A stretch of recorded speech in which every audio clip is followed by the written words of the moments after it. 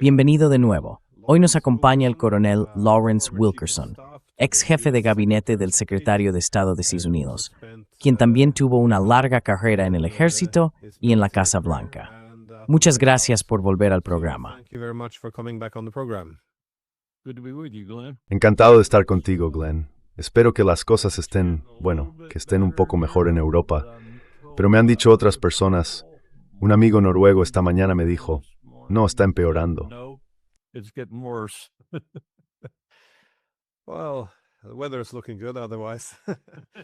Bueno, el tiempo parece bueno por lo demás.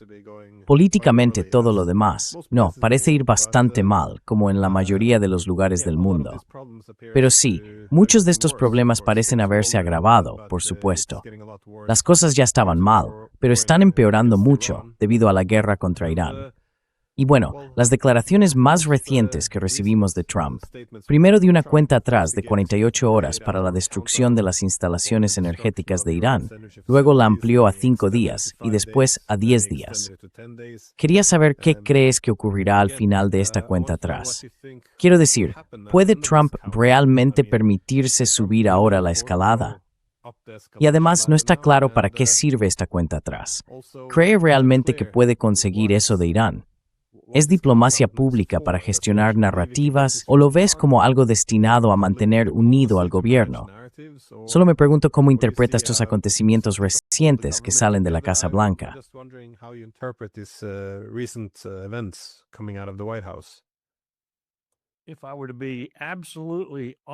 Si te soy absolutamente sincero, y lo seré, creo que es Trump intentando ganar tiempo, sabiendo que se le está acabando. No conoce otra manera de hacerlo, y tiene un gabinete lo bastante servil como para seguirle el juego.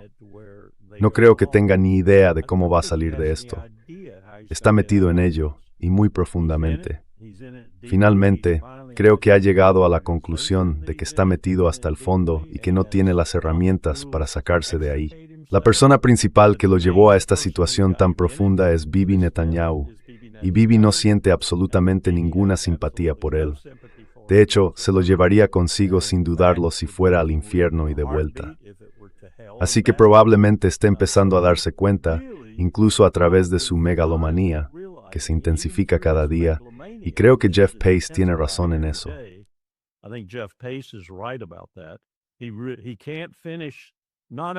No puede terminar, no solo las frases, a veces ni siquiera puede acabar las palabras de forma coherente, y está atascado.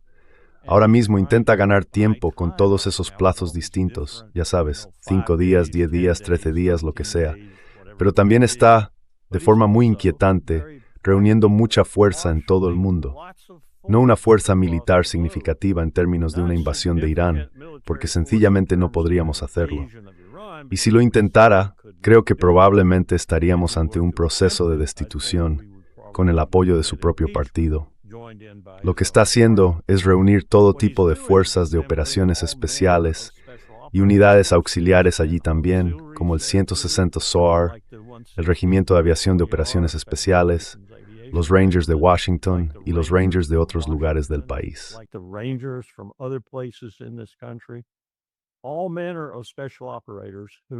Va a intentar utilizar todo tipo de operadores especiales de una forma esotérica. Piensa en la isla Cargill o en algunas de las otras islas del Golfo que oí mencionar esta mañana, u otros lugares, como hizo en Venezuela, con ese tipo de precisión instantánea que le proporcionan los vehículos de entrega y los de extracción y demás. Y es imposible. No va a hacer eso en este escenario como lo hizo en Venezuela. Y desde luego no va a hacerlo con todas esas fuerzas dispares que se están trayendo desde distintos puntos del planeta. Aviones de Ramstein, aviones de Italia, aviones de Japón. No sé qué está pensando, aparte de, voy a lograr una jugada rápida como la que hice en Venezuela.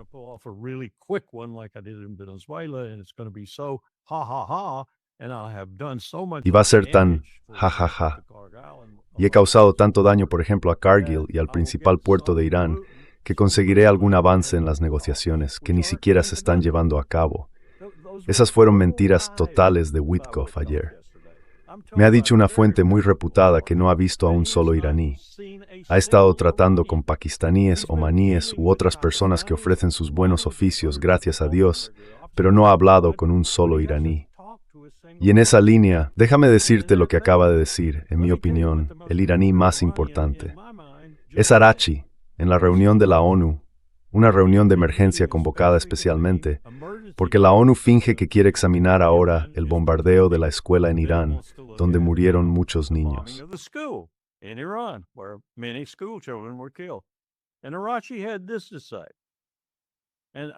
Y Arachi dijo lo siguiente, y son declaraciones típicamente suyas, pero resumen muy bien la situación. 2 regímenes de armas nucleares matones. Esta es su declaración ante la reunión de emergencia de la ONU. 2 regímenes de armas nucleares matones han atacado mi país. Es la segunda vez que han torpedeado la diplomacia. Fue amable al decirlo. No dijo que en medio de una diplomacia llevada a cabo con las mejores intenciones, le bombardearon sin piedad. La normalisation av snines itsurs no usted descredisting.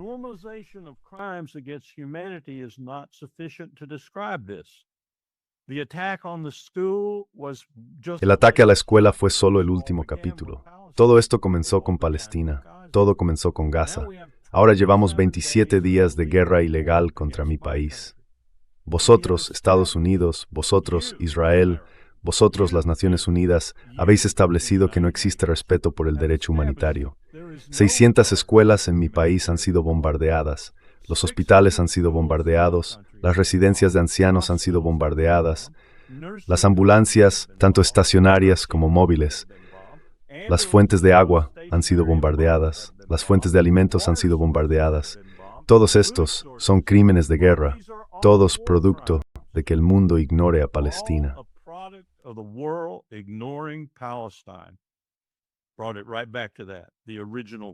Lo llevó directamente de vuelta a eso, el crimen original, por así decirlo.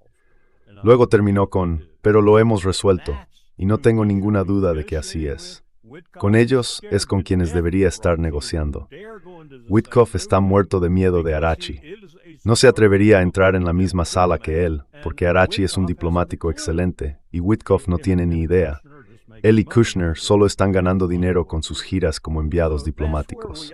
Así que ahí estamos, en un punto de absoluta confusión en el imperio. Y esa reunión del gabinete fue la personificación, si ese es el término correcto, de ello. No sé hacia dónde va esto, pero sé que no es algo bueno.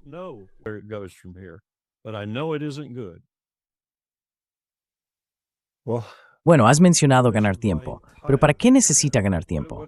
Quiero decir, ¿cómo puede? Solo está ganando tiempo por el simple hecho de ganarlo. Sí, Eso es. Está ganando tiempo solo por ganarlo. Y está moviendo todas esas fuerzas como si fuera una especie de mago con poder militar, cuando en realidad personas como el general King deberían decirle, esto está costando miles de millones y para nada. ¿Para qué, señor presidente? ¿Qué es lo que intenta conseguir? He escuchado a King esta mañana, ya sabes, el general King es imbécil. Lo único que hace es hacer proselitismo a favor de la gente de la que se está lucrando. Está hablando de cómo todo se va a reducir a vamos a atacarlos, y vamos a atacarlos con estas fuerzas que se están reuniendo ahora mismo.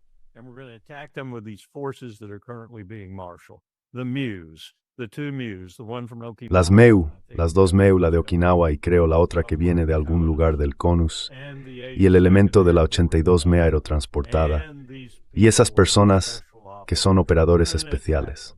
Vamos a atacarlos. ¿Dónde vamos a atacarlos? Bueno, vamos a atacarlos en varias islas. Los ESU nos han ofrecido islas. ¿Te refieres a esa isla que lleváis disputando con Irán desde hace unos 50 años? ¿La pequeña Esparta? ¿Qué vais a hacer desde esa isla? Ni siquiera está cerca del estrecho. ¿Qué vais a hacer desde esa isla? Simplemente sentaros allí y predicar. Lo siento, General King.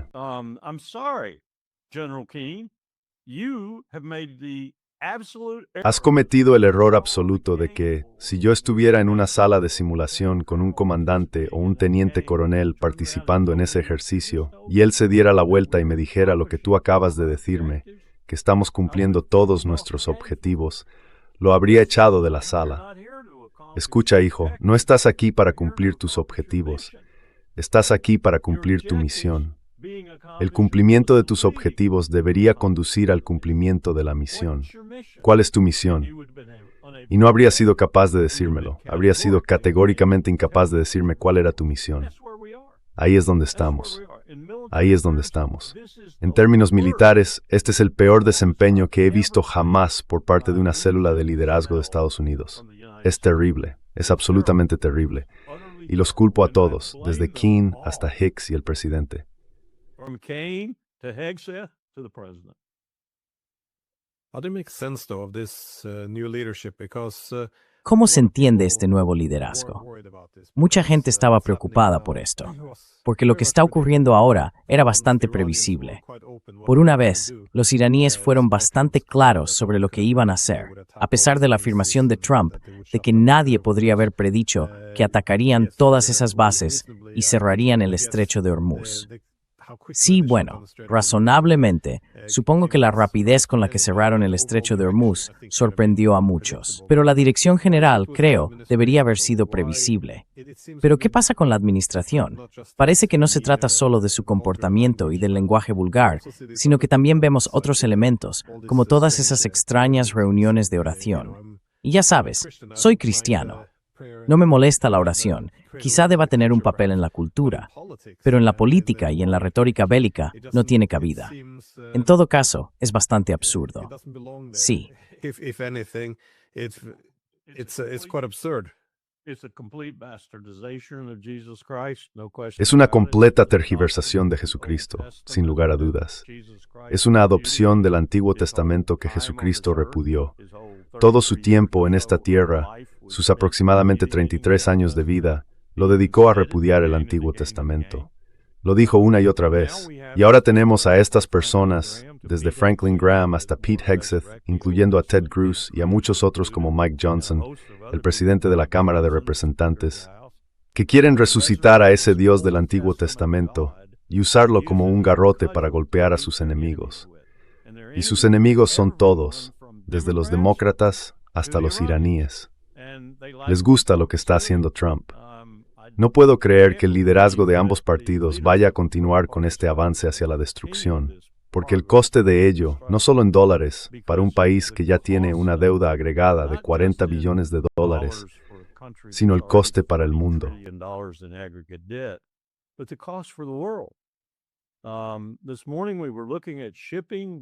Esta mañana estábamos analizando el transporte marítimo, el comercio en general y los productos clave dentro de ese comercio. Uno de ellos era el helio, por ejemplo. No se pueden fabricar chips informáticos, al menos los más sofisticados, sin helio. Pues bien, una gran parte del helio, algo que ni siquiera sabíamos cuando estudiábamos las materias primas y demás, pasa por el estrecho de Hormuz. Es como la urea. No sabía que tanta urea pasaba por el estrecho de Hormuz. Estamos alterando la economía mundial de una forma tan significativa y profunda en este momento que podría no recuperarse en años. Ya estamos en recesión. Si se observan 2 trimestres consecutivos, ya estamos en recesión. Hay una probabilidad muy alta de que entremos en depresión.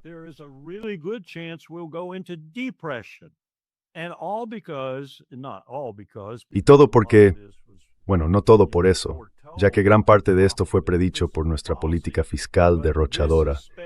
Pero esto lo ha acelerado, profundizado y hecho casi instantáneo. No creo que Scott Bessent ni Donald Trump tengan idea de que están haciendo esto, ni tampoco la tenía nadie con quien hablábamos esta mañana. No creo que sepan lo que le están haciendo a la economía global. Si lo saben, deberían ser apartados y juzgados mañana al amanecer. Porque esto no se trata solo del imperio, se trata de mucha gente, 7, 8 mil millones de personas, que van a verse afectadas de forma seria y significativa por lo que estamos haciendo si no nos detenemos muy pronto. Y ni siquiera sé si se detendrá aunque nosotros paremos, porque ya lo hemos puesto en marcha.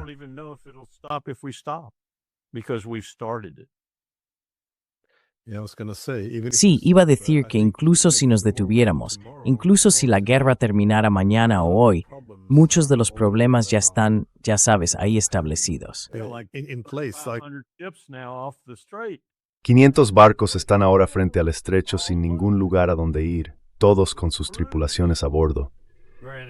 Es cierto que las tripulaciones son solo de 10 a 12 personas, pero quiero decir, eso es todo lo que se necesita para manejar estos grandes barcos hoy en día. Pero están esperando frente al estrecho sin rumbo, 3,000 marineros, casi 4,000 barcos. Almost 4,000 ships. Bueno, esta es la vulnerabilidad, sin embargo. Después de décadas de globalización e interdependencia, todo el mundo haciéndose dependiente de que toda la maquinaria funcione sin problemas, y de repente alguien ataca a Irán. Quiero decir, esto es sí, realmente desastroso. Truly disastrous. Actually, when I was at the Naval War College, En realidad, cuando estaba en el Colegio de Guerra Naval, escribí un trabajo sobre ello y estudié, entre otras cosas, todos los estrechos del mundo que eran críticos. Utilicé como guía para determinar su importancia la preparación que en aquel momento se estaba llevando a cabo para elaborar la Convención sobre el Derecho del Mar. Analicé cómo podrían considerarse esos estrechos bajo el régimen de dicha convención. Ya sabes, los estrechos son o bien internacionales, o bien están divididos. Una parte pertenece a un mar territorial, otra a otro, y luego el centro por donde realmente barcos se internacionaliza.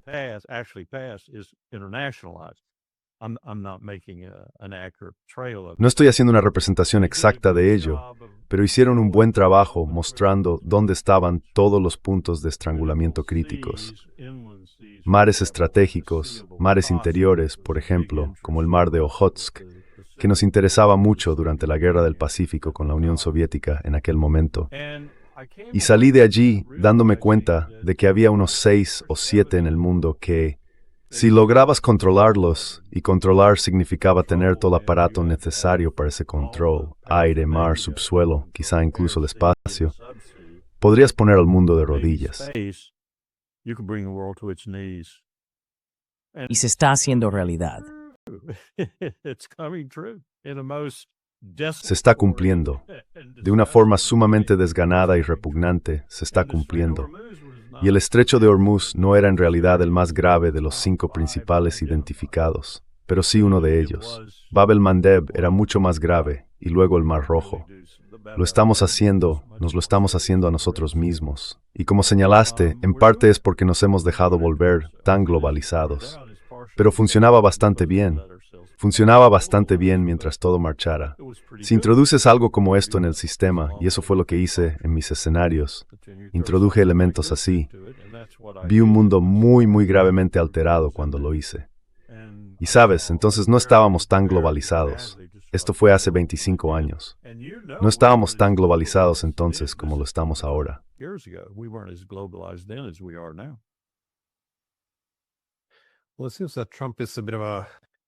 Bueno, parece que Trump es un poco un one-trick pony. Su enfoque hacia la mayoría de los adversarios consiste en una gran amenaza, mostrar una fuerza abrumadora, y luego presentarse como el negociador para conseguir un acuerdo de todo o nada. El problema, sin embargo, es que si Irán tiene todas las cartas en lo que respecta a escalar el conflicto, y los tipos de acuerdos que Trump quiere no son realmente posibles para Irán, porque ellos lo ven como una amenaza existencial, no van a ceder en nada, ni siquiera quieren volver a su statu quo, porque se estaba volviendo intolerable. Y aunque hubiera un acuerdo que pareciera razonable, ya no hay confianza. Es muy probable que fueran alcanzados por misiles mientras estuvieran allí firmando el acuerdo. Así que es...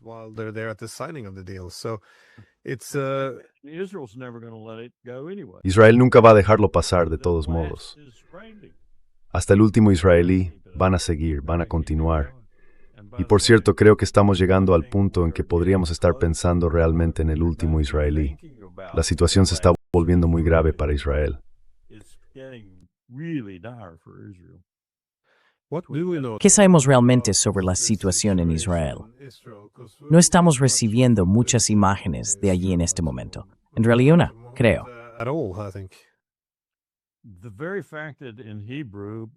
El mero hecho de que, en hebreo, Netanyahu anunciara anoche, en un momento de histeria máxima o simple imbecilidad, que iba a movilizar a otros 400,000, dice mucho.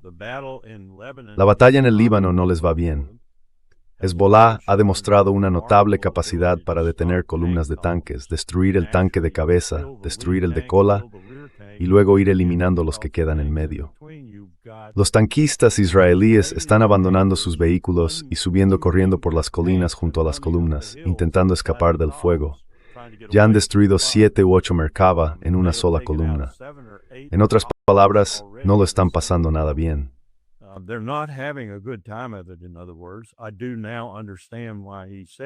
Ahora entiendo por qué dijo que iba a movilizar a otros 400,000, pero enseguida me surgió la pregunta, acabas de llamar a 300,000, de los cuales el 30% no se presentó. ¿De dónde vas a sacar esos otros 400,000?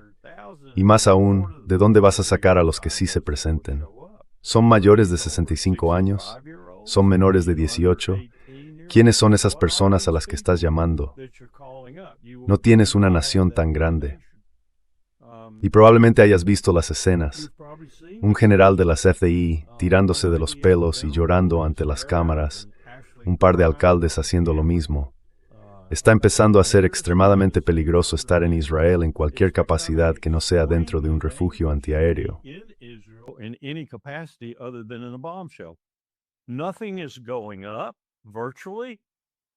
Nada está subiendo. Prácticamente todo está bajando. Ya no queda defensa aérea en Israel e Irán no se ha quedado sin misiles.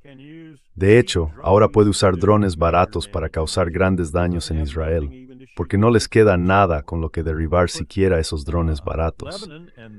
Si añadimos Líbano y las verdaderas tareas a las que se enfrentan allí, y además lo que sigue ocurriendo en Gaza, tenemos a Naftali Bennett haciendo esas declaraciones escandalosas. La razón por la que Bennett hace esas declaraciones es porque no cree que Netanyahu haya acabado con Hamas en Gaza.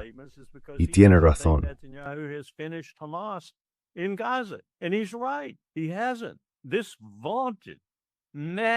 No lo ha hecho. Este tan alabado, enormemente exitoso y orgulloso ejército, las FDI, en su componente terrestre, aún no ha derrotado a Hamas en Gaza. Y Bennett está enfadado con Netanyahu por haber perdido de vista el objetivo, por permitir que la ONU y Trump crearan esta, ya sabes, ciudad Trump, o como se llame. Así que Israel está en plena agitación ahora mismo. Odio decirlo, y lo he estado prediciendo desde hace mucho tiempo. Pero no siento ninguna alegría al verlo hacerse realidad. Israel va a desaparecer. Como Estado judío en el Levante, Israel va a desaparecer y Netanyahu será preside esa desaparición. And Netanyahu is going to be the presider over that disappearance.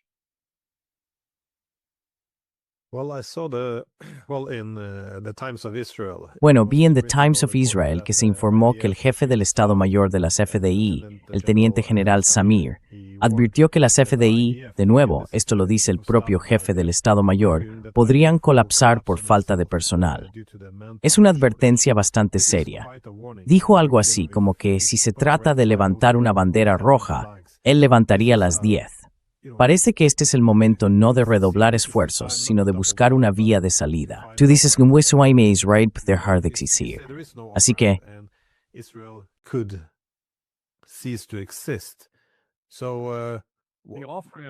la vía de salida exige que Netanyahu asuma las consecuencias, creo yo. Y eso es un gran obstáculo para que encuentre una, porque si realmente las asume, probablemente irá a la cárcel.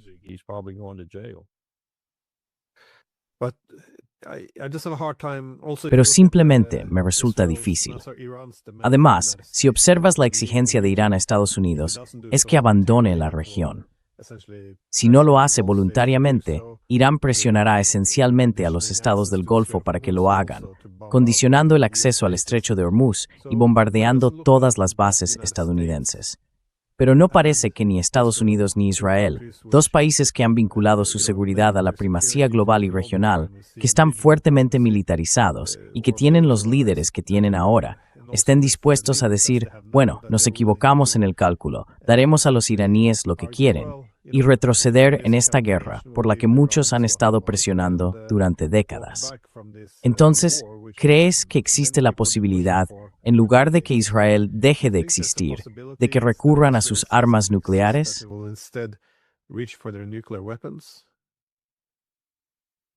In that regard, I have some very disquieting news from Ted En ese Postal, sentido, the America's tengo President. noticias muy inquietantes de Ted Postal, el profesor emérito del MIT, que ha estado asesorando a muchos de nosotros en cuestiones nucleares.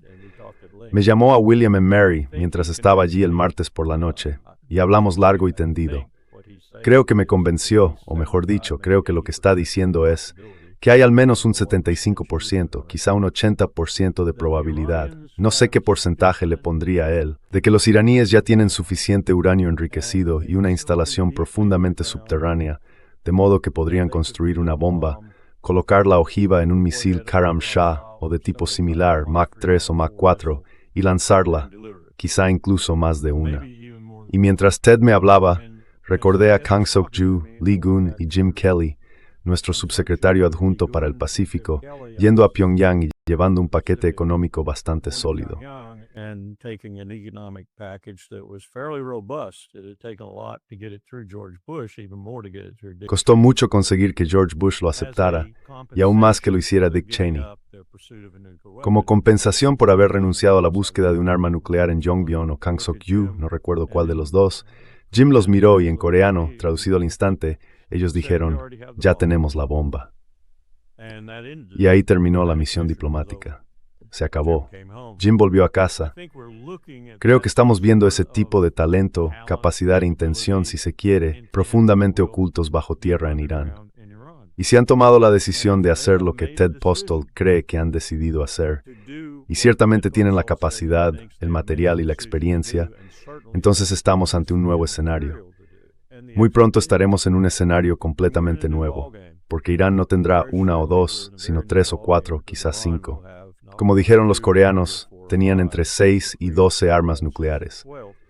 ¿A dónde vamos a partir de ahí, si ese es el caso? ¿Y cómo lo If that is the case, and how does Iran demonstrate that? That's a huge question in my mind now after talking with Esa es una gran pregunta que me ronda la cabeza ahora después de hablar con Ted. También nos lleva de nuevo a Netanyahu, porque sigo pensando que Netanyahu es la persona más probable que use no una, sino varias armas nucleares cuando se vea realmente acorralado y sea plenamente consciente de ese aprieto, lo cual podría deberse a esas elecciones esbozadas que se avecinan. ¿Lo hará? ¿Dejará salir al genio de la botella y usará armas nucleares? Te remito a nuestra declaración principal, primer punto. Estoy siendo atacado. Estamos siendo atacados. Irán está siendo atacado. Somos un estado no nuclear y estamos siendo atacados por 2 estados con armas nucleares, uno reconocido y otro no reconocido. Quizá dentro de poco sean 3. Maybe it's going to be 3 here very shortly. And then you have to go over to Riyadh and ask yourself. Y luego tienes que ir a Riyadh y preguntarte cuál es el acuerdo que tiene Mohammed bin Salman con Pakistán y cumplirá Pakistán con él. Así que estamos entrando en una dimensión completamente nueva. Por eso Ted me llamó para hablar de este conflicto. Una dimensión que además de lo que está ocurriendo en la economía global, que no desaparecerá y que de hecho podría producir en los próximos 6 meses una depresión global, nos enfrenta a la posibilidad de un intercambio nuclear y uno serio.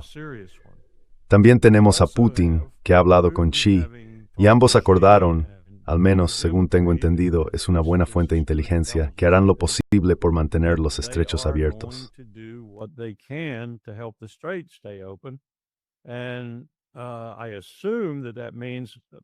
Y supongo que eso significa bajo las condiciones de Irán, es decir, que cualquier estado que apoye a Israel o nos apoya a nosotros en esta guerra no podrá transitar, y todos los demás sí. ¿Cómo van a hacer cumplir eso en el mar, por así decirlo? No lo sé. Pero estamos llevando esto a un punto crítico, de una manera que no pinta bien cuando uno se detiene y se pregunta, ¿cuáles son los posibles desenlaces en esta situación? Hay muchísimos malos. Y luego miras quién dirige el imperio. El babuino, el idiota que lidera el imperio estadounidense, y los orangutanes reunidos a su alrededor. No puedo ser más gráfico y seguir siendo preciso. Realmente hay preocupaciones profundas y serias.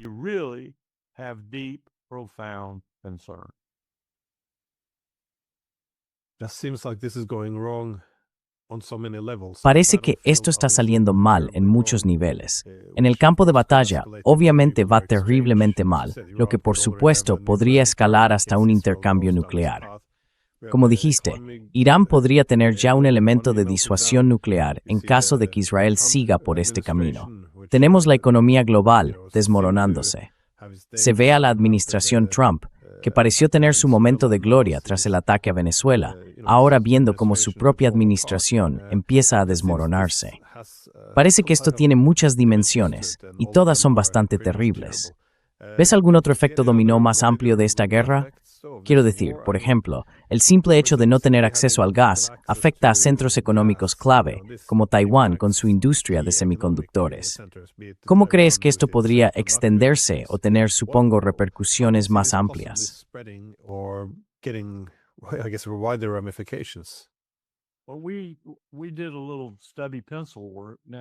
Bueno, hicimos un pequeño trabajo de lápiz y papel en el campus e intentamos analizar cuántos países, en particular aquellos que están en la lista de objetivos de alguien como Taiwán, disponían de cuántos días de suministro antes de empezar a desmoronarse, especialmente en el ámbito industrial o tecnológico.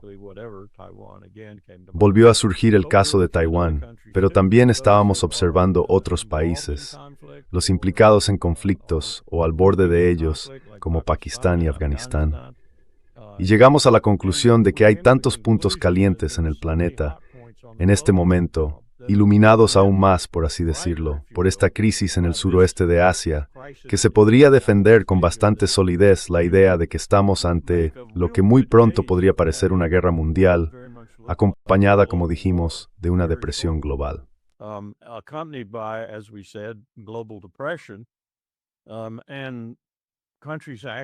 Y los países que realmente participan en ello, intentando resolver sus problemas relacionados con la depresión. Sin querer ser demasiado preciso, basta con mirar lo que creo que va a pasar en este país. Cuando se producen crisis como las que están ocurriendo ahora en el sur de California, donde un galón de gasolina cuesta mucho más que aquí en el este, y en otros estados donde no es barato, pero tampoco cuesta $8 o $9 el galón. Alguien me dijo ayer que en Florida subió a $3,59 o algo así. Así que eso es inusual. Deja que eso se extienda por todo el país y deja que los otros efectos que vamos a sentir, que sin duda vamos a sentir, si esto realmente se convierte no solo en una recesión, que ya lo es.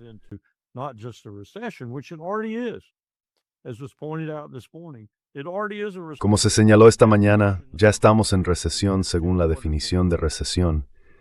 Hemos tenido 2 trimestres consecutivos. Es una recesión. Ahora tiene que bajar un poco más para convertirse en una depresión. Y una vez que se convierte en una depresión, nos encontramos en una situación de la que históricamente es muy difícil salir. Si además lo complicamos aún más, haciendo que sea más difícil salir de ello, al tener casi 4,000 barcos frente al estrecho de Hormuz sin rumbo, y otras cosas por el estilo, porque lo que estamos haciendo es provocar un atasco en todo el mundo, entonces solo estamos agravándolo y profundizándolo. Es casi como si, Glenn, hubiera algunas personas que quisieran un conflicto global.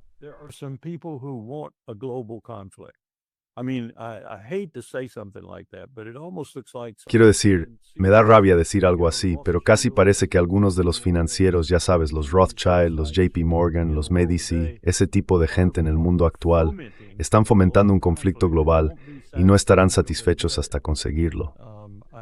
Creo que se enfrentarán a recriminaciones muy, muy graves y profundas si lo hacen, porque esto no va a ser divertido para nadie. No vas a poder entrar y salir del mercado y hacer fortunas con esto, porque estamos hablando de su nivel de preocupación más profundo y grave. Estamos hablando de un intercambio nuclear y luego de un gran intercambio nuclear.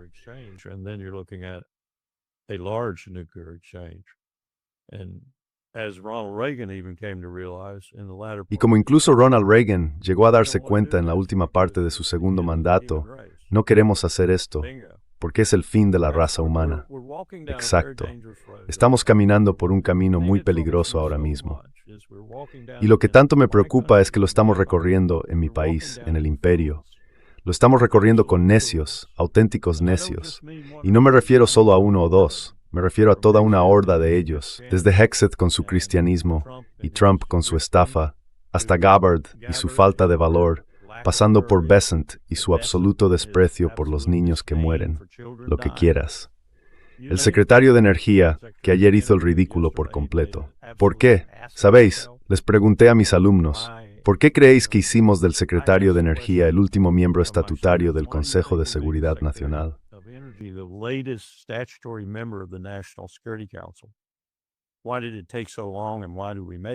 ¿Por qué tardó tanto y por qué lo hicimos? Bueno, la respuesta fue porque él supervisa las armas nucleares. Bingo. Eso es seguridad nacional en su máxima expresión. Y aún así, qué necio tenemos como secretario de Energía. Estaba recordando a uno, no puedo acordarme de su nombre ahora, pero era un físico nuclear y ayudó enormemente a Obama con el JCPOA. Una de las razones por las que pudo ofrecer una experiencia tan extraordinaria en esas negociaciones fue porque era un físico nuclear. Sí, era secretario de Energía, pero era un físico nuclear. Probablemente el único que hemos tenido que realmente estaba cualificado para ese puesto. Y ahora mira quién tenemos. Un babuino en uno de los departamentos más peligrosos de todos. Un babuino. Así que estamos en problemas, Glenn. Estamos en serios problemas.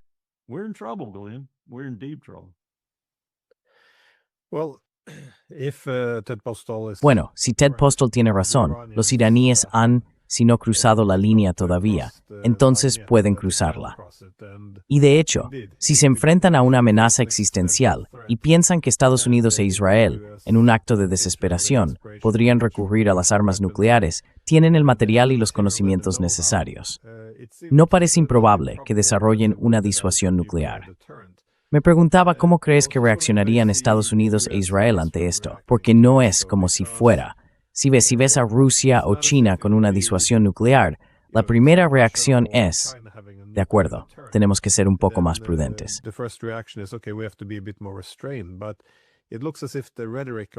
Pero parece que la retórica en torno a Irán parte de la idea de que todos son mulás irracionales y locos que solo quieren destruir a Israel y a Occidente. Y como podría pensar Pete Hegseth, esto sería por tanto una guerra por Dios, el bien contra el mal, toda esa tontería.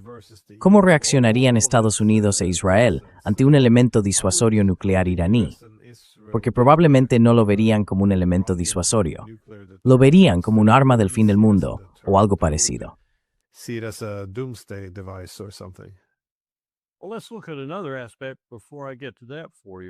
Bien, veamos otro aspecto antes de que llegue a eso para ti.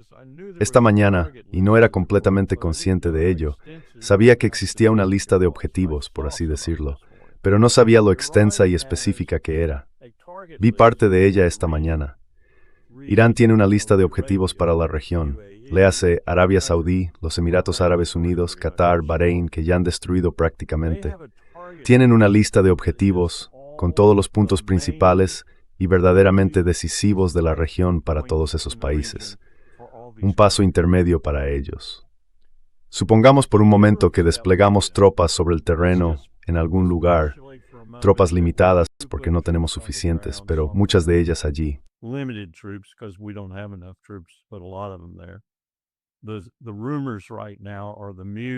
Los rumores en este momento dicen que la cifra ronda los 4.500. El 82 Mero grupo que está llegando y todas estas otras tropas son básicamente fuerzas de operaciones especiales como las que usamos contra Venezuela. Así que tienes a los Rangers, tienes al Regimiento de Aviación de Operaciones Especiales SOAR de Fort Campbell. Tienes a toda esta gente reuniendo tropas en lugares como Ramstein y otros, desde donde pueden lanzarse sobre Irán. Supongamos que lo hacen. Aterrizan en una o dos de esas islas del Golfo, posiblemente incluida Karg, y causan algunos daños aquí y allá, y así sucesivamente. Entonces Irán se dice a sí mismo, bien, ahora es el momento del paso intermedio, y atacan todos esos objetivos.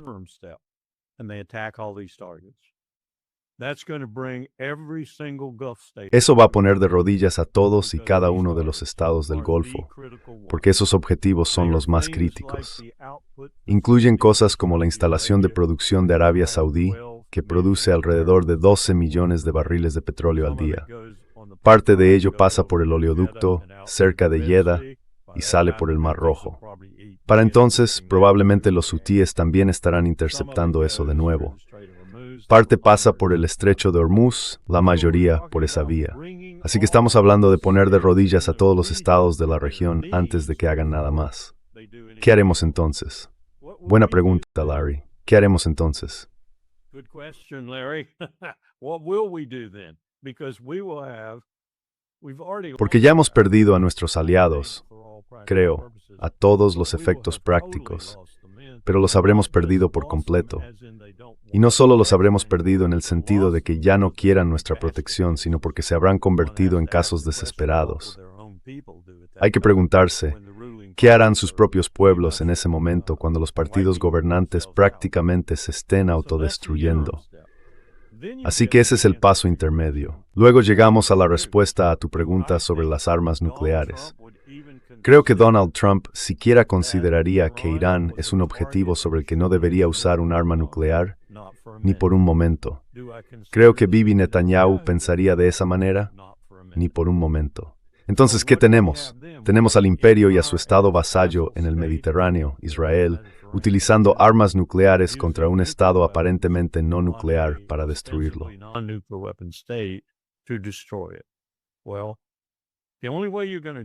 Bueno, la única manera de hacer eso es usando muchas armas nucleares. Y digo muchas. Me refiero a un submarino de misiles balísticos estadounidense en el Mar Arábigo Norte descargando sus Trident. ¿Qué crees que va a pasar cuando eso ocurra? Dudo incluso en considerarlo, porque hay otras personas al otro lado que tienen el mismo arsenal. De hecho, hay 2 países al otro lado que tienen el mismo arsenal. Rusia, incluso mayor que el nuestro. China, un poco menor que el nuestro, pero creciendo, y desde luego capaz de causar estragos. Así que estamos hablando de las 3 principales potencias nucleares del mundo enfrentándose entre sí, con la idea de que Estados Unidos acaba de usar armas nucleares masivas contra Irán. No quiero llegar a eso. No quiero llegar a eso. Preferiría quizá la tumba antes que llegar a eso.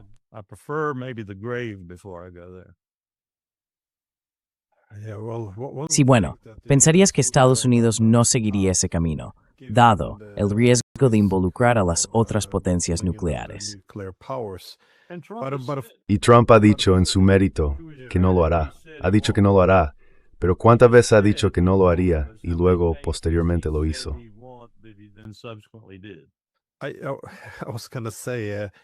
Iba a decir que esto tendría sentido, dado lo predeciblemente desastroso que habría sido, pero atacar a Irán desde el principio ya era de por sí un desastre previsible, así que no me llena de optimismo.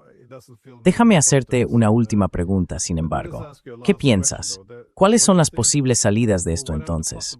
Porque como dijiste, los iraníes pueden subir la escalada, pueden responder golpe por golpe, pueden eliminar a todos esos estados del Golfo si quieren. Estados Unidos realmente no puede hacer mucho en cuanto a penetrar la fortaleza iraní, aparte de usar armas nucleares.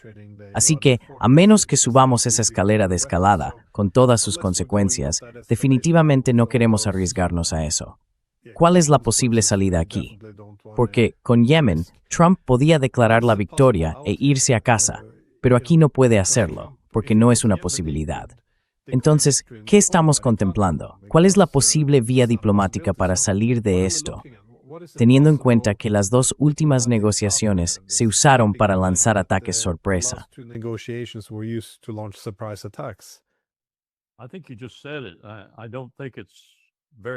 Creo que acabas de decirlo. No creo que sea muy probable, pero lo acabas de decir, y lo dijiste cuando lo dijiste. Y como no es muy probable, ves el aprieto en el que estamos. Lo que dijiste fue declarar la victoria e irse. Y eso significa dejar a Israel a su suerte, y será su final. Eso es lo mejor que se puede hacer, declarar la victoria e irse. Dejar que Irán se mantenga por sí mismo, sin una sola sanción estadounidense, porque levantaríamos esas sanciones. También incitaríamos a los europeos a levantar las suyas y le diríamos a Irán, reconstruye tu estado. Incluso ofrecería algunas reparaciones si estuviera allí. Nunca habría creado esta situación en primer lugar, pero si de repente me encontrara en ella, ofrecería algunas reparaciones. And I would tell that little quisling state of Israel, Y yo le diría a ese pequeño estado títere de Israel, haz lo que puedas, pero detén las matanzas. Y también me reafirmaría en la situación de Gaza. No va a suceder. Estoy soñando despierto. No va a suceder. Pero declarar la victoria e irse, tal vez sí. Ese tipo de cosa probablemente atraería a Trump porque él cree que puede darle la vuelta a cualquier cosa con su gente y solo le importan los suyos. Puede hacer que crean cualquier cosa. Y probablemente tenga razón. Con un núcleo importante de su grupo MAGA todavía, podría convertir esto en una victoria si se esforzara lo suficiente. Luego llegan las elecciones de mitad de mandato. Va a perder y va a ser destituido. Entonces, ¿vamos a tener las elecciones de mitad de mandato?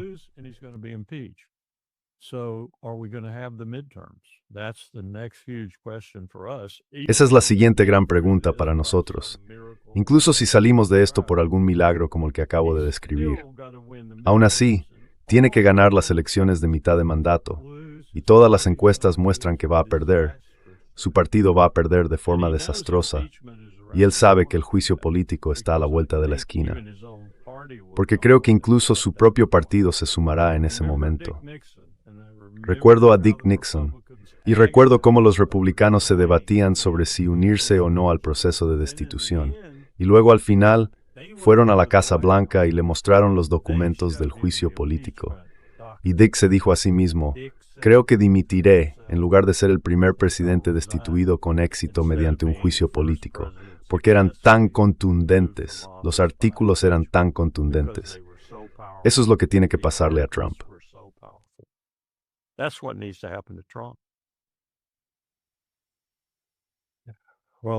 Bueno, tengo la sensación de que no va a rendirse sin luchar. Sí.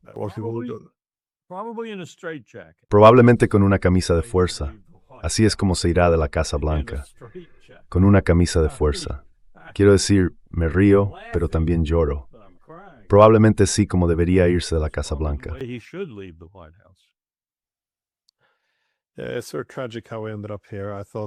Es un poco trágico como hemos acabado aquí. Pensé que yo... Sí.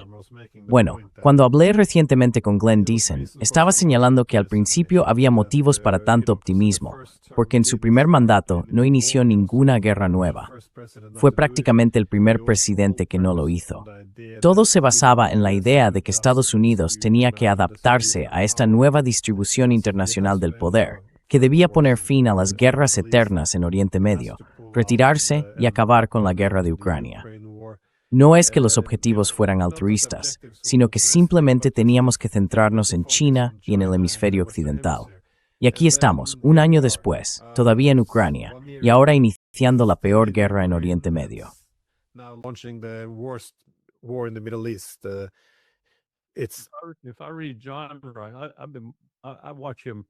Leo a John, lo veo bastante a menudo y lo conozco un poco.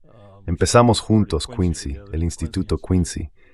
Él cree que en última instancia todo es culpa de Israel. Quiero decir, culpa nuestra por permitir que Israel lo haga, pero aún así culpa de Israel. Yo creo que es algo más grande que eso. Creo que es algo más profundo. Sí, te concedo que Israel controla el Congreso y que controla muchos otros aspectos de nuestra vida. Tantos aspectos ahora que creo que los estadounidenses están realmente indignados al descubrir cuánto controlan. Y eso es saludable. Pero no creo que sea solo eso. Creo que también es arrogancia imperial. Y creo que vi esa arrogancia de cerca y en persona cuando terminó la Guerra Fría y H.W. Bush fue derrotado y expulsado de la Casa Blanca por una gran coalición respaldada y financiada por Israel. Pero aún así, hemos estado fuera de control desde entonces. Es casi como si la victoria en la Guerra Fría nos hubiera vuelto dementes. Y eso es muy extraño, porque no fue una victoria. Gorbachev nos entregó la Unión Soviética, no la conquistamos.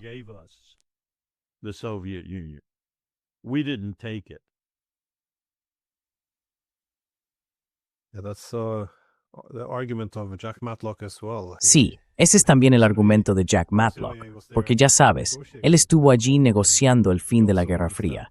Y también advierte que cuando se reescribió el final de la Guerra Fría, es decir, en lugar de terminar mediante negociaciones en el 89, se reinterpretó como una victoria en 1991. Eso cambió, o al menos afectó, el ADN del liderazgo político. La idea pasó a ser que la paz no se crea a través del entendimiento mutuo y la diplomacia, sino enfrentando oponente y derrotándolo.